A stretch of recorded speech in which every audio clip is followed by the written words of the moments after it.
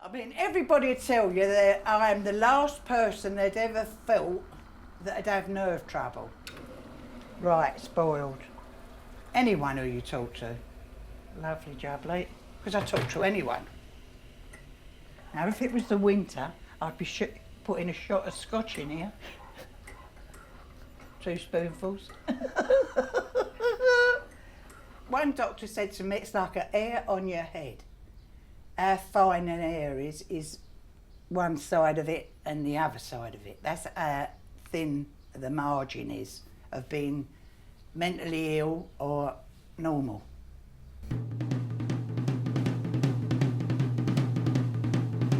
This is the world's oldest psychiatric institution. It used to be known as Bedlam, a place we hid those we called mad. You need some medication. Now known as the South London and Maudsley, Andrew, I need to speak to you. it treats 50,000 patients a year. Any sign that you shit yourself? I don't think so. And numbers are rising. The staff and patients open their doors Sit down. to show us what Bedlam is like today.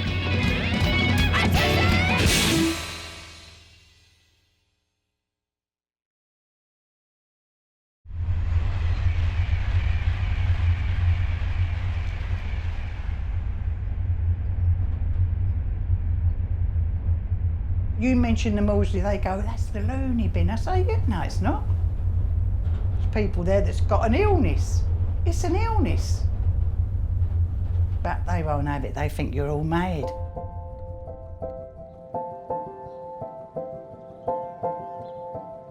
If you get to 65 without a serious mental illness, you probably think you're going to be okay. So did these people. People don't understand me. They're not me. Not me. I don't know how to be. 9 months ago, Lorraine was enjoying her retirement with her husband Alan after a 25-year career working as a nurse. But I don't remember me. I don't remember me. Vera was volunteering as a home help, but now she can't look after herself. How did all this happen? How did I end up in the psychiatric ward among all those people? I don't know.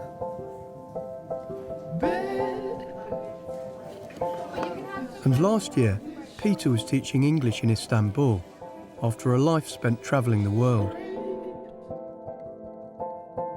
I was an exhausted person and I knew it.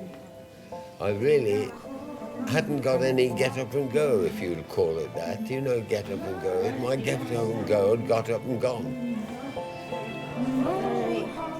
None of them knew their lives were about to change and that they'd end up here on AL2, a psychiatric ward for older adults at the Maudsley Hospital. Sylvia has bipolar disorder. She had a 4-month stay on the ward. Despite being discharged, she came back as a volunteer helper. They don't know what they're in here for, half of them. There's not one out there that thinks they're mad. Well, they're not mad. I don't like to think that I'm calling them mad, but they'll just go to you, what am I doing here? And you've got to work that one out, what to tell them. I used to say, you're in here for a rest. Didn't know what else to say.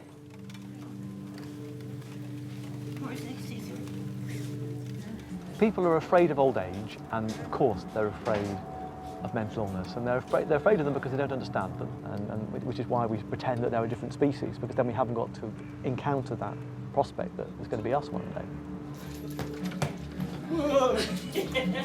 Ours is a society that kind of values perfection, and as you get older, it becomes harder and harder to remain perfect.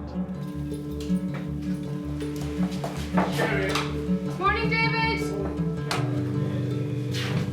Morning, Terry. Good morning. Good morning. How are you? I'm very well. A bit wild, but you know, that's normal. Peter was the first patient we met. He seemed a bit eccentric until we were told he had a serious mental illness, schizoaffective disorder, characterised by mood swings and delusions. I'm here because I took a few tablets and got picked up by an ambulance who decided I'd tried to take my life. I don't think it's true. Maybe it was leaving what I'd been doing for years. After all, I'd been teaching in Istanbul for 12 years, maybe to 15 years, I'm not quite sure. But it's a long time, and I did break from it, and it caused me some problems, which I wasn't handling very well when I came here. He took an overdose. At the time he was describing how angels, or some force in his right hand, were forcing him to take it. So he was felt to be a very high risk of suicide, and it was an unknown quantity. We didn't know whether he had a depressive illness that he was perhaps masking, whether he had a schizophrenia where the voices were telling him to end his life. And so he came here for an assessment. How many tablets did you take, Peter? 15. That's nothing.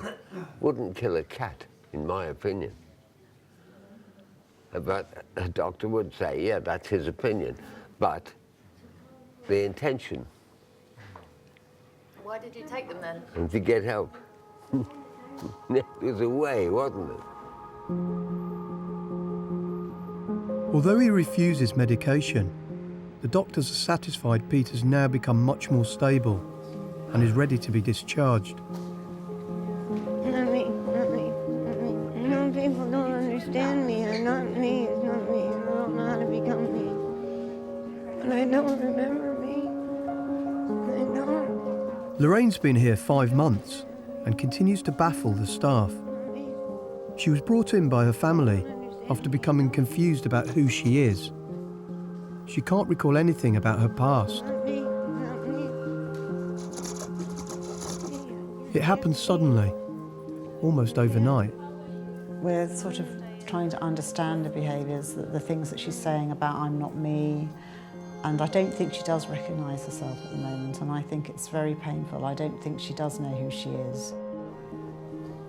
My conversations with her, she said, actually, you should lock me up, you should take me away and lock me up somewhere, and I kind of said to her, actually, you are, you know, this is a psychiatric hospital, right? And then she said, you should kill me, just kill me. And then she said, actually, I want to take a knife and I want to cut my head open. I can't stand it anymore, I can't stand it. Hello, Lorraine. Lorraine was admitted with depression, but as time's passed, the staff now believe she's suffering from an extreme case of dissociative disorder. It used to be known as hysteria and is rarely seen today. I don't know who I am. Lorraine. I don't remember who I am. It's probably fair to say that Lorraine is one of the most challenging patients that we've had to deal with, because it's quite difficult for everyone to get their heads around exactly what's wrong with her. But it was clear to us very quickly that this wasn't a straightforward case of severe depression. I don't remember me. I don't remember me. I don't remember me. Good job. Lorraine, it's really hard, isn't it, not knowing who you are? Not me, not me. It's really difficult. Not me. It's the truth, it's the truth. And you just don't recognise yourself anymore, do you? No. This isn't the person you remember. I don't remember me at all. I don't remember me. You don't even know who you should be. I don't know nothing. I don't know nothing. I don't know nothing. The diagnosis is one of what we call the dissociative state. The best way to kind of think about it is that we all struggle as we go through life. There are things that we have to do that we find difficult. But sometimes life can throw something at you that sends you into a fantastic spin, a terrible kind of conflict with yourself, and you can't deal with it. And so the way that you cope with it is by escaping to a sort of different state. What I thought really started me off was I lost my husband at 45. I lost my mum and my dad within 10 months, all the three of them. Never said goodbye to one of them. My mum was playing bingo at a hall. My dad was round the town hall paying his rent, and my husband, he was indoors, but he was in the bathroom, and he just heart attack and went over. And whether after a little while that got to me, because I felt as though death was following me round, because I had relations dying, friends, and you know, and it seemed terrible. Seemed as though people was dying all round me, and as though it was my fault. I don't know why I thought that, but that's what I did. I don't know, I'm not really. Don't bang in your head. You gonna agree? Okay? No one quite knew how to treat Lorraine. Medication wasn't really working. But over the next 6 months, we were to witness something remarkable, something no one on the ward could have predicted.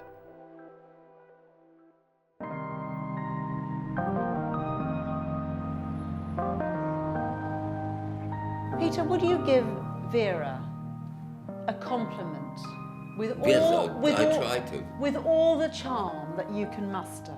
AL2 at the Maudsley is a psychiatric ward for over 65s in crisis. What charm can you find? Can you turn on? I think only the charm of honesty. I'm telling this truthfully. I've said it to you once or twice. I think that, yes, you know it. When Vera was first admitted, she was frankly psychotic, very, very paranoid and agitated and suspicious. And the delusion that she had about myself and the nurses was that we weren't really doctors and nurses, we were actors pretending to be doctors and nurses. And that this wasn't really a hospital, that everything that was going on here was somehow a sham and a duplicate of a real hospital. And she had a conviction that something dreadful was going to happen to her. Can you give Peter a compliment back with all the charm you can muster? Yeah, I did say I'd join this group today and just sit and listen. And you're trapping me into... Am I trapping? Yes, you are. Oh. Before she came here, Vera had never suffered from a mental illness.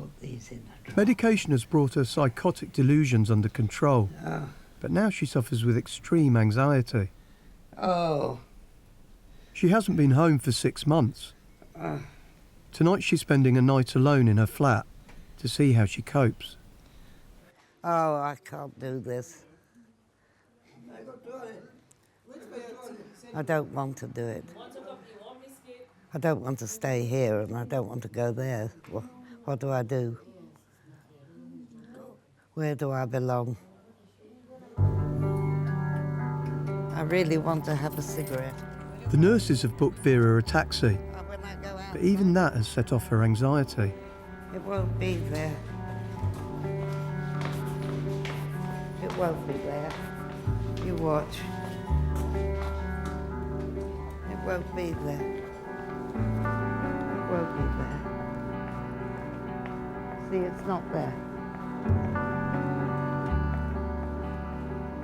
It's not there. It won't be our cab. Yeah, that's the cab there, waiting for you. Oh, no. Can you wait a minute, driver? Thank you. He says they can.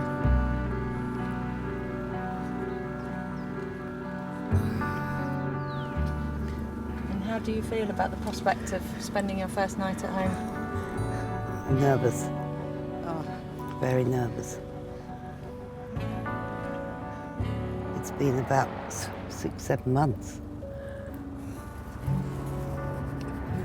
since I was at home. And now I don't know if I can cope with it. I don't know. Oh, God.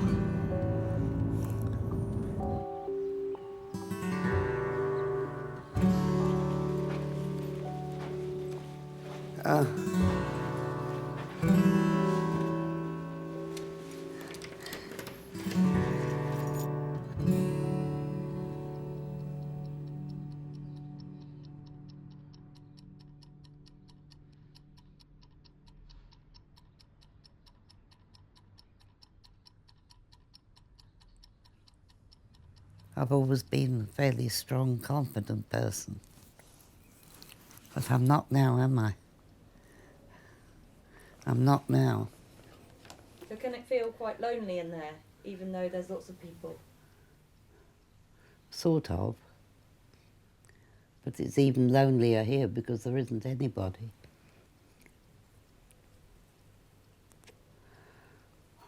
So what's the answer, Vera? I don't know. I don't know. When were you at your happiest? With my first husband. And with my second, but it wasn't quite the same. Was he your first love? Oh, yes. Oh, yes. He was 57 when he died, and I was 35. I got married at 19. No children, you see.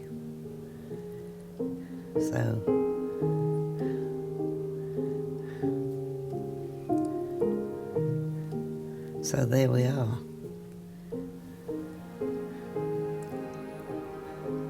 I don't know if I can cope with staying tonight. I don't know whether to phone and go back to the ward or not. I don't know what to do.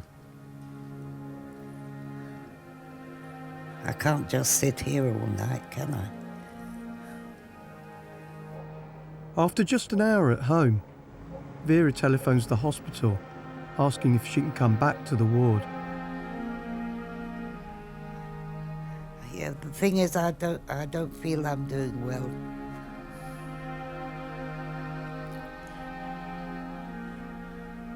Thank you very much. Thank you. Bye. She's phoning me at 8.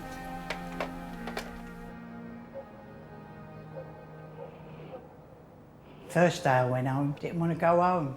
There's letters all over the floor and And then in the finish, I didn't want to go back. I said, no, I'll stop. And I stopped. And then I stopped for a week. And I went back and they discharged me. And touch wood, I ain't been back since. Only to do voluntary. But I can understand how some of them people feel in there. It is hard to come home. It's different now.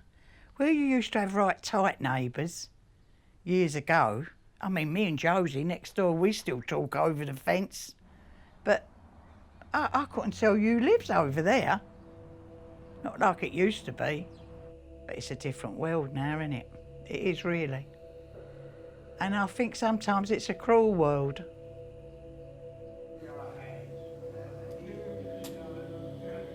Lorraine has been here several months, but the staff are still trying to work out what triggered her sudden breakdown. She's been with her husband Alan for 32 years, but doesn't recognise him.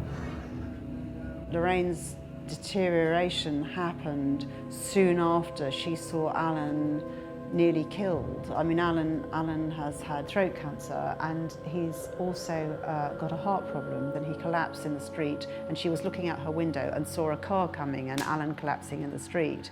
And she witnessed that. When my wife died, I said everybody, I'll never leave her, never. But the worst thing was when she first come here for 2 weeks, they thought she was going to die. But she's come back and did me.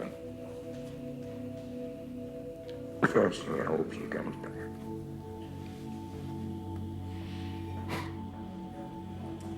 Lorraine? Lorraine has had a traumatic life. She was abandoned by her birth mother soon after she was born. What's not right, Lorraine? And in later life struggled with alcohol. For Lorraine, something about the loss, the potential loss of Alan, those kind of attachment issues are huge for her. So I think that's something we've got to work on. And again, you know, it is her sense of self. Who is she?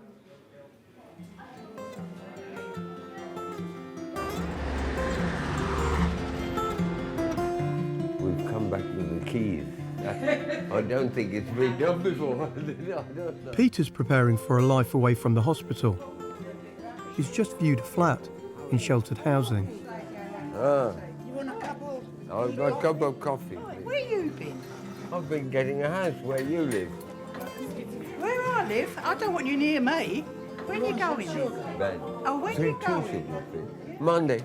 You're not? You're leaving here Monday? Yeah. I've got to get a bed, I've got to get carpet, I've got to make it right.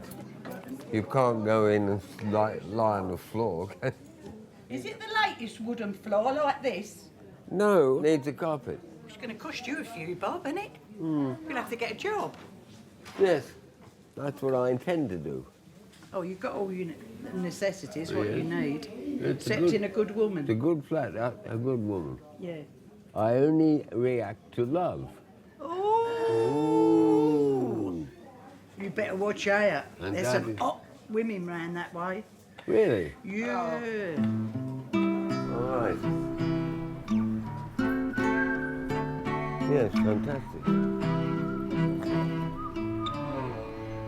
you feel excited? A little bit off normal. What do you mean a little off normal? Normal is behaving myself in keeping with the ward, because I don't want to upset it, really. So do you think off the ward you can be a little more off normal? Yes. Peter didn't want to be medicated. He'd always refused drugs on the ward. But on his own, in the outside world, it was a choice that felt more risky. Do you know what? When you get better, shall we have holiday in Las Vegas? Aye? When you get better, shall we go to Las Vegas? Yeah. You been there before? Where? Las Vegas. No, I haven't. All gambling.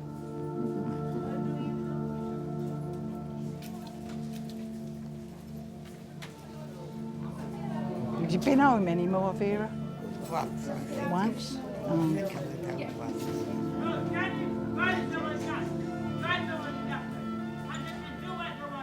She gave me 3 bad injections. That's what's going into my body. That's why you see I'm not walking straight. It's not my foot. Okay? Don't get no better in here, does it?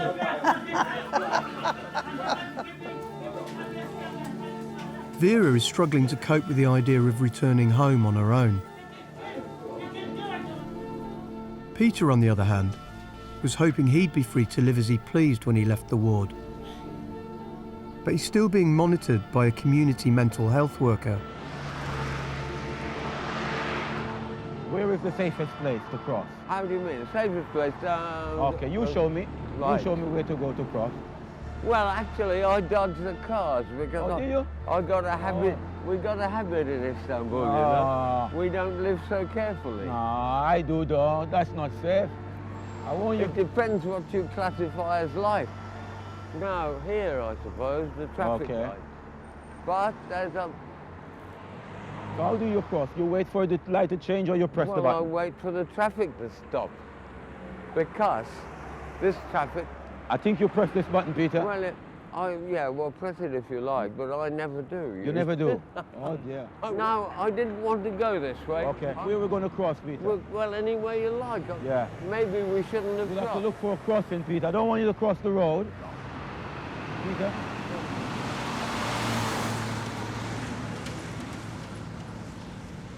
Hold up, Peter, hold up. Hold up? Hold up. The thing is, my responsibility is to help you to... But what I cross the road how yeah, I please, yeah, but, okay? But yeah, but I know. have always done it and I always will. But it's still not I safe. go across the road when I can. Not with I'm the not an pedestrian idiot. crossing, Peter. I'm not I an know. idiot. I know you're not, but it's still not safe, and I still have to tell you. Well, you have told me, okay. I'd rather you use the pedestrian crossing next time. I'm being honest. Well, you're a bit... Yeah. Please don't go on. It's only crossing a bloody road. Yeah, but cars was moving, Peter, and they have to Cars stop. were not moving. Yeah. Oh, for God's sake, Andrew. All right, don't get upset with me. I'm just being honest. Yes, of course I am, because I'm being mothered and smothered. I came out of Istanbul, which is a city where they live. Fine. Peter struggled to accept his mental illness. He was a proud man. Maybe that's why he didn't want help, whether through medication or from support workers. Am I discharged from that? You're discharged from the hospital, 1, but you're not discharged from our care, 2. So you're still under the home treatment care, and that is our responsibility to come daily and make a report how you're coping in the community. Well, I'm coping very well in the community. Okay, fair enough. But I'm obviously not coping with the home care thing. Gonna press the buzzer, Peter? Press the button, yes. There you are. Thank you. Now that's delighted you. Oh, you make me feel good. Okay. You make me feel good. Well, it works, doesn't it? Yeah, Look. see, look at that. All of a sudden, Peter pressed the buzzer.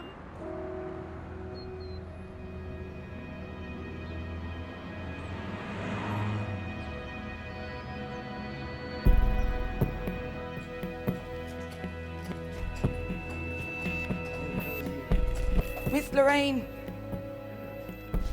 Lorraine, I've got your morning tablets. Can you sit up for me, please? Yeah? Thank you. Hair's all sticking up. Right. Painkillers, and your multivitamins, and your metformin. Can you sit up again for me? Lorraine. Lorraine Akehurst is on an antidepressant, sertraline. She's on Senna, paracetamol. She's on vitamin B, Fortisip, and metformin and thymine. Where I am. There are no signs that Lorraine is regaining her memory or any sense of her identity. Can you tell me a bit about your life? Okay, now, this is not my, this is my old room. When I was looking out the door, when people were coming, what I was seeing was the new version, or an afterlife place, or that's where I would be going. People look to me to remain cheerful and positive and confident that we can get people better. If I lose confidence that I can get someone better, then the team isn't going to be confident either.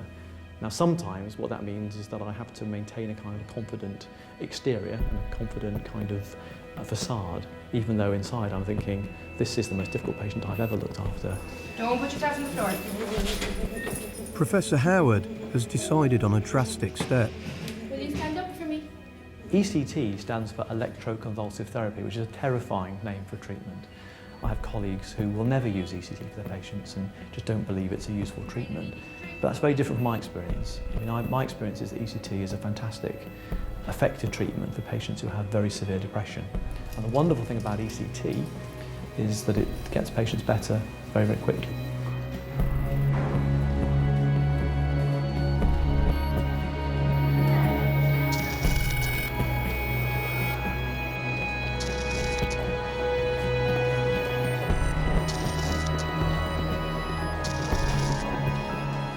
They inject you with something that's freezing cold, goes through your vein, freezing cold through your vein, and they put things on your head, and then you're out by then and you don't know nothing.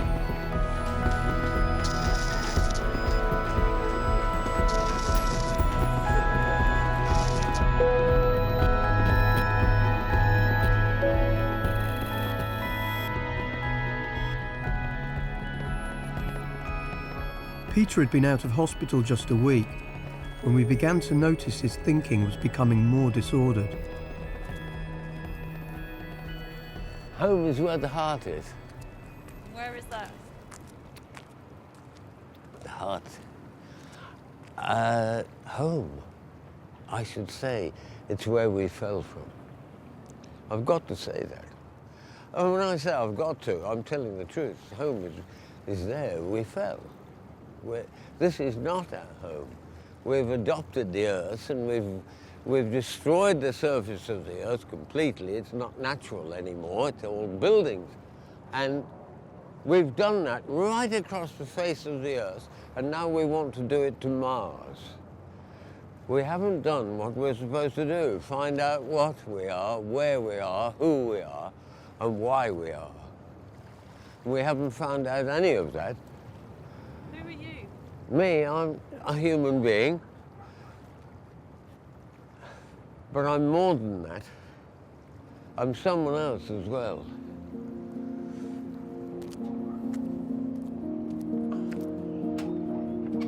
Peter's psychotic delusions were also re-emerging.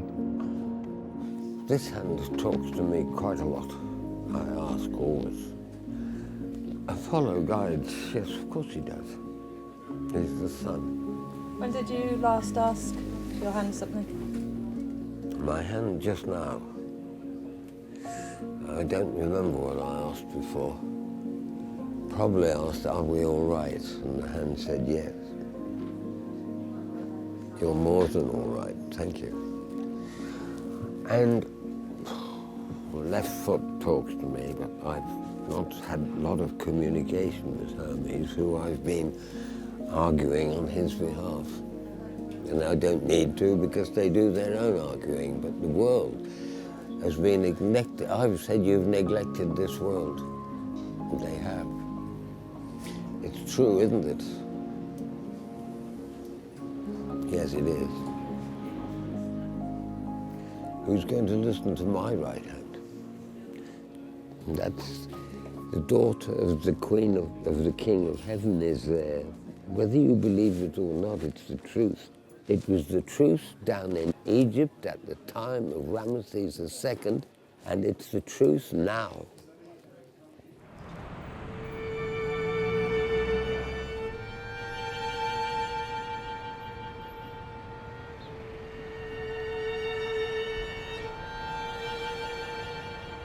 So, shall we start by seeing Lorraine, talking about Lorraine?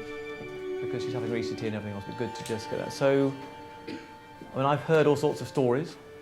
She was very restless and agitated after her ECT, and it did take 3 of us to assist her with her personal care because she was so agitated and aggressive. And after she was changed and she sat down on the couch, she was just fine. And then I went over to her about an hour later, and I was just chatting away to her, and I was like, do you remember my name? And she was like, yeah, it's Emma. And there was just a few other staff around the lounge, and I was like, do you know their names? And she was just like, yeah. And then I was just like, what about your doctor? Is your consultant? And she was just like, she had to think for about 30 seconds, and then she was like, Howard. So I've never had a conversation, a proper conversation with Lorraine. So I guess it would be quite interesting to do that and see what she thinks, wouldn't it, about these things. Hello, Lorraine. Hi. I feel like I'm introducing myself to you for the first time. I'm Professor Howard. Hi. Good nice to meet you. Good to meet you. Good to meet you. Thank you. Come and have a seat next to me. So, thank you very much. There's an enormous crowd of people here. Yes, Wow. there is. Wow. Wow. And many of them have been involved in your care. Well, there's 9 months. I have no recollection whatsoever. Right. Gosh. None at Nothing. all? None at all? No. Amazing. And a bit frightening, I should think, too, isn't it? Well, it was hard to believe a couple of days ago when I was told I'd been here for 9 months. Yeah. And I don't even remember talking to you. Right. Well, you've never had a proper conversation. No. You've come into this room and sometimes lay down on the floor at my feet while I've talked to you. Have I? Yeah, a couple of times, yeah. I hope I didn't lay on them. No. No. You were very careful where you lay. Good. Great to see you like this. Thank you so Wonderful. much. Well done. Nice talking to you. Right. Nice meeting everybody. I don't remember your names, but anyway.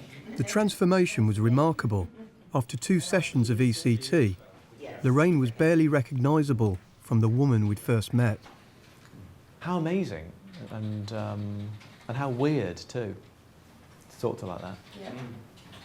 Because I left on Friday evening, and then when I came back in yesterday morning, and Jennifer had been here all weekend, and she was just like, oh my God, wait till you see her. Then yesterday morning I was like, just totally stunned how she was. And isn't it fascinating that it was ECT that finally... It worked because it's such a powerful intervention that she was able to believe that that's what made her better. Yeah, it was just like... So we saw with the sort of stimulant drugs and with the antipsychotics, we saw little but not sustained improvements, didn't we? Yeah. So this is just a bigger version of that thing. The ECT had worked like a placebo. By radically changing Lorraine's treatment, it appeared to have given her the belief she needed to get better. She calls it waking up. When I first woke up, what she was really keen to say was, you know what, I was a nurse, I did this, I did that, you know, this is who I am this person. And it was like she was, you know, needed to tell people exactly who she was, and that was very, very important, because for 9 months she'd lain there and said, I don't know me, I don't know me, I don't know who I am. Out in the community, Peter's mental health was deteriorating. He'd been called in to see psychiatrist Dr. Rao. Where would you like to sit? Anywhere you like. Okay, would you like to sit over? Okay. Over here? Yes, of course.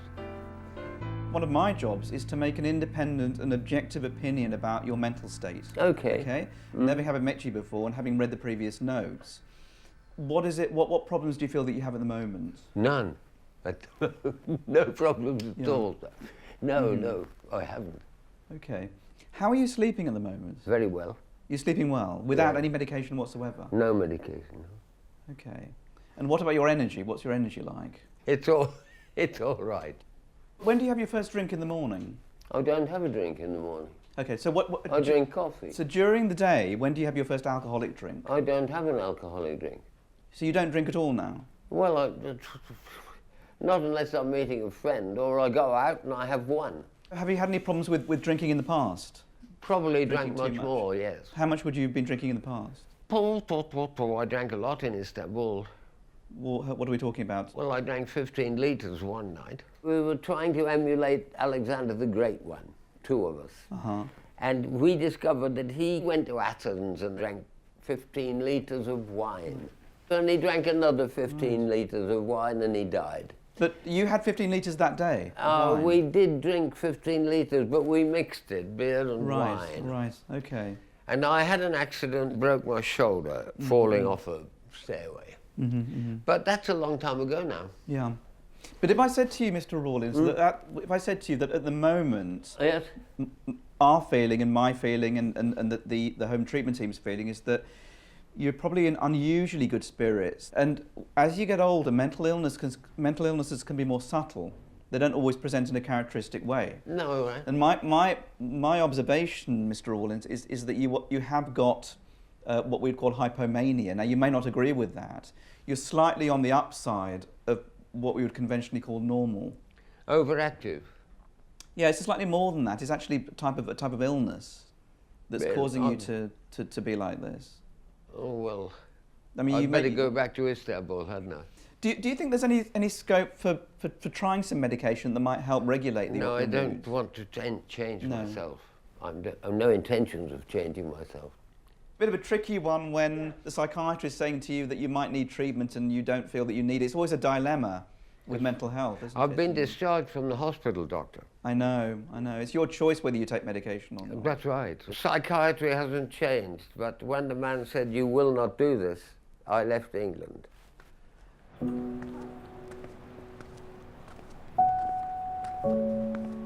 There's several Peters, if you like, out there, maybe hundreds of Peters out there, who are not a danger to anyone, they're functioning well, they may be regarded as slightly eccentric, but they're mentally unwell.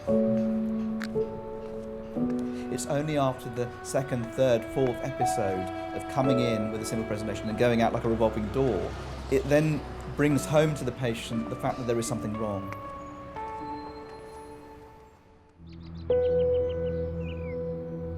I always thought people being in a hospital 2 weeks was long enough. We're seeing the real, the true Lorraine. I don't know. Because we're used to seeing you lying on a couch all day and not talking. And me, I'm You the never type... used to speak to us. Never. No? No. You used to mumble and be like, I'm not who you think I am. Don't recall. Yeah, and you used to say that I don't have a husband and I don't have a family. Oh. And I don't have a daughter. Can you imagine yourself lying down on a couch for 9 months and not speaking? No. Not me. The side we know of you is the Lorraine not talking, not communicating, not even opening her eyes, just wanting to lie down, having to sit you up for your meals. I'm shocked. I know. The danger is that Lorraine just wants to pick up and be busy again and get her sense of self that way, rather than kind of peeling back some of the layers, which will be painful actually, and thinking about who she is really.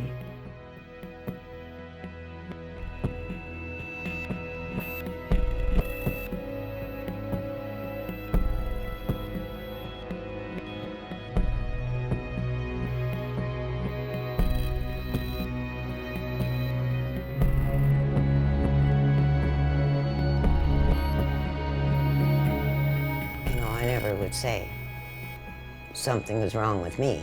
You know, I always were worrying about everybody else, and I didn't like to bother anybody. So I probably kept it in too much and didn't realize what it was doing to me.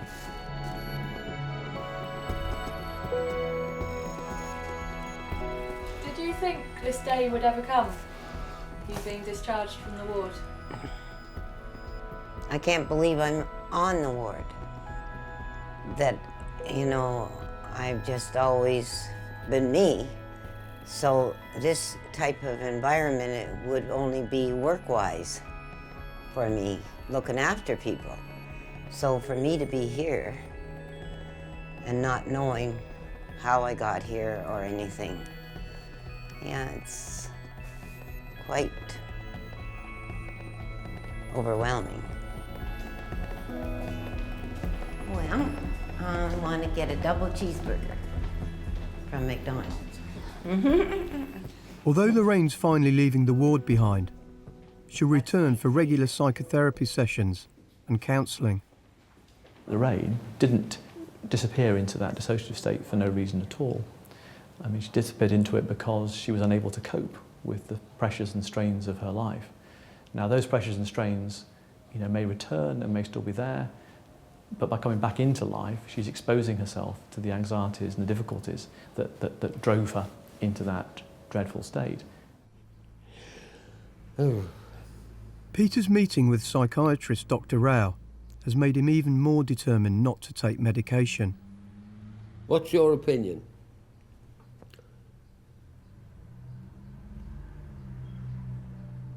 Oh, you think he was rude? Hmm. He was talking to a patient. Yes, he was. That's silly doing that. I can talk to it anyway. But I like doing that. I love my system. I'm not going to have it tranquilized by an idiot. He wants to put me in hospital and put me on treatment. I know what he wants exactly. He's got to be able to take me somewhere and prove that I need medication. What's he going to give it to me for? Being active? Isn't that my lucky day that I'm 86 and active? He didn't expect me to say no. He thought I would acquiesce and say, okay, what treatment if I'm a bit active, yeah. I don't want slowing down. That's the last thing. Is he mad?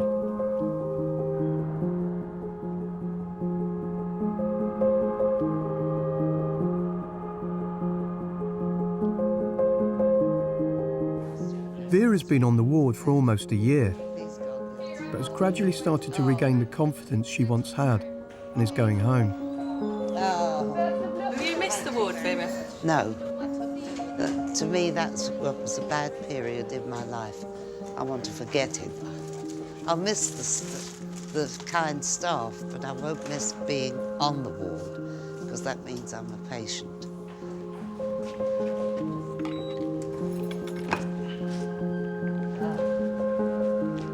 I hope that's the last locked door I see. This is home. This is home. Vera was home, and this time she was happy to be there. Thank you. Thank you. I just hope that it'll be all right and that I'll just grow old a little bit gracefully, I hope. I'm old enough as it is, I'm 82, but I don't know how many years ahead I've got or not. I'm just hoping that it'll be all right. In a society, old people and people with mental health problems come right at the bottom of the heap, really. So if you're old and you've got mental health problems, you've got this sort of dreadful double whammy of disadvantage. And those of us who work in this area, we kind of feel, well, if older patients who've got mental health problems are being well looked after, then at least that's right down at the bottom of society's kind of interests and levels of importance. That somehow you can hope the rest of society will look after itself, so long as the people down here are being well cared for. The time we'd spent on the ward made you think about your own parents, your own life, and how fragile everything was, how easily things could change. Oh, we've got another new woman? Bloody hell. See what I mean? It must be the weather. I never really say, well, I am all right, but you get scared when you say that because you know how easy it is to go the other way. That's what I am, bipolar. I just remembered it. See, I do remember these things, but I don't know what it means. Ain't got a clue. I think it means that I'm double nutty.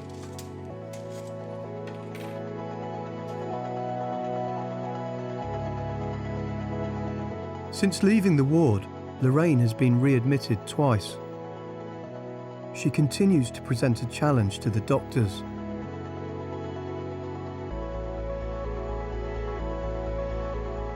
And at 86, Peter is still managing his mental health the way he wants to.